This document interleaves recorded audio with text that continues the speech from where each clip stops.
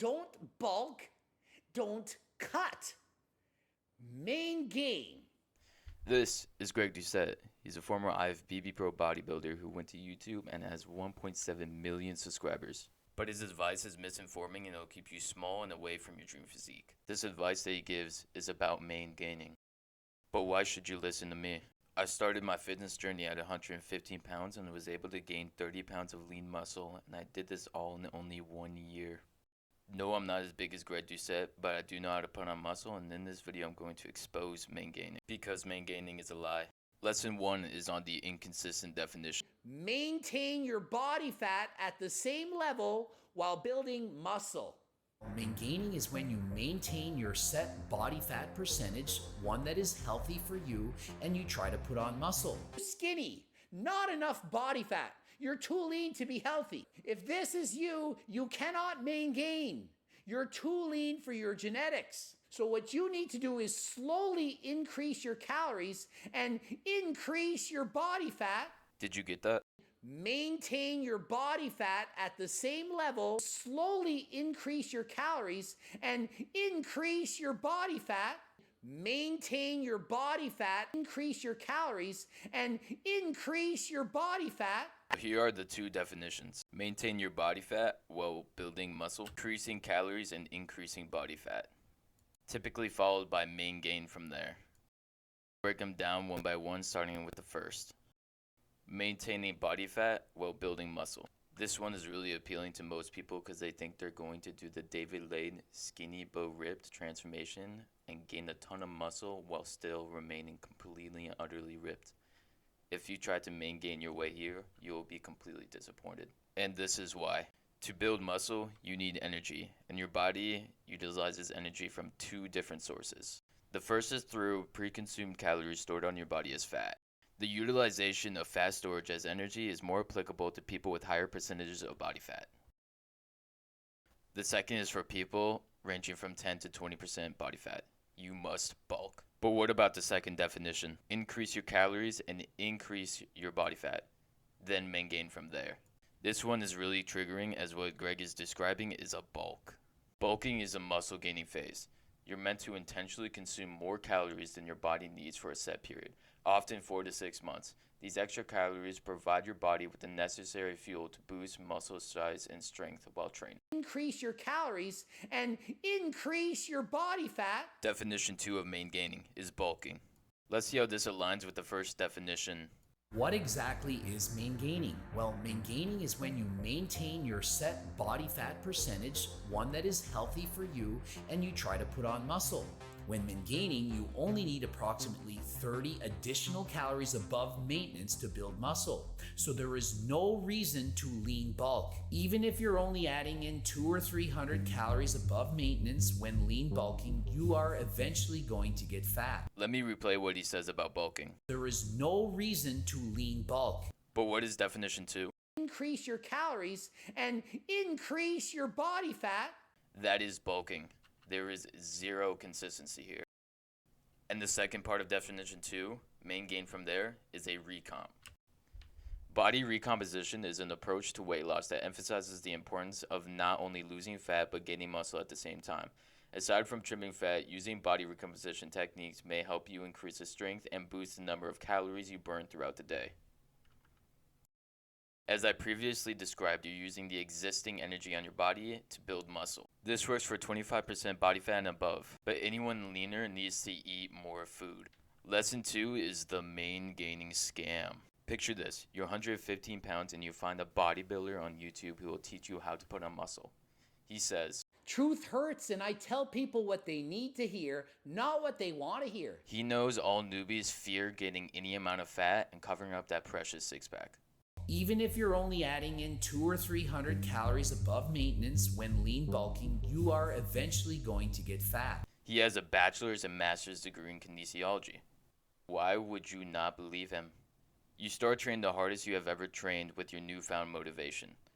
You put your blood, sweat, and tears, and you start training harder than last time. And you make no progress whatsoever. You'll start questioning and getting mad at yourself. You still think Greg has the answers, so you go back to his channel for him. This is free marketing for Greg as you start to think that the reason you aren't making gains is because of your program and your diet. So you look at his page to see what he has. A page that contains a cookbook for $200. A cookbook for $200. I'm not making that up. Now, most people know you don't have to spend money to actually make any sizable gains, but it works for enough people that Greg eventually makes a profit. And the ones who don't buy this stuff start to bulk. In your second year where you've bulked, you've actually made progress and you realize that what Greg does is a scam. You call out Greg for the lies, but he's prepared and uses main gaining definition too. Increase your calories, increase your body fat, main gain from there. Of course, this is just a bulk recomp cycle, but he's able to control his fans who are newbies who will believe anything that the bodybuilder tells them. And of course, I'm not making any false claims, so let's go ahead and watch Greg uncut in the video that he posted talking about main gaining. Abby Rainier, she posted on her Instagram wall not too long ago, I had to stop main gaining. If you don't know what that term is, basically Greg Doucette coined it as eating at maintenance while keeping the protein high to slowly put on muscle, aka not going to the extremes of bulking and cutting. The problem for me was that my maintenance was low and not healthy for my body. She was too lean to be healthy. She wasn't at a high enough body fat to be healthy. I spent months main gaining and eating a very high protein diet. My squat, deadlift, and many other accessory movements were not progressing. I was stuck squatting 90 pounds for months. I was drained and couldn't train harder than last time. That is the absolute perfect example of what happens when you try to maintain a physique that's too lean. Society puts pressure to look lean. They want you to be shredded, and you try to live up to those expectations, but it's too much. Do you know why I'm 9% body fat and not 5? Because when I'm 5% body fat, I feel like shit. I cannot maintain that. I have no energy. I'm hungry. I don't like it. 9%? Now I'm happy. I can maintain. I can race on my bicycle. I have energy, normal sex drive, can sleep. But when I diet to get to 5% or as lean as Tristan Lee, I can't do it. Why can Tristan Lee do it? He has better genetics. He can maintain a shredded physique because his genetics are to be shredded. You might have better or worse genetics than me. So you can't look at someone else and say, I want to look like that. I'm going to diet to that point and main gain. You can try, but it might be too lean for your own good. I realized I had to bulk or reverse diet. I chose to reverse and sacrifice my six-pack. After all, no one really cares. I am finally increasing the weight on my squats and deadlifts. I still eat a very high protein diet, but my maintenance has completely changed. You have to do what's best for you and your goals, even if it's not what your doctor does. So is she in fact against what Coach Greg says? No, she's literally doing exactly what I want you to do. She's doing exactly what I preach. I preach if you don't have energy, if you're not eating enough, you don't feel good, eat more. I do not promote trying to achieve your dream physique being shredded 365 days a year. I know firsthand just how difficult this is. It is hard to explain just how much suffering is involved in trying to be perfect. I am the last person to try and make you be perfect. I do the opposite.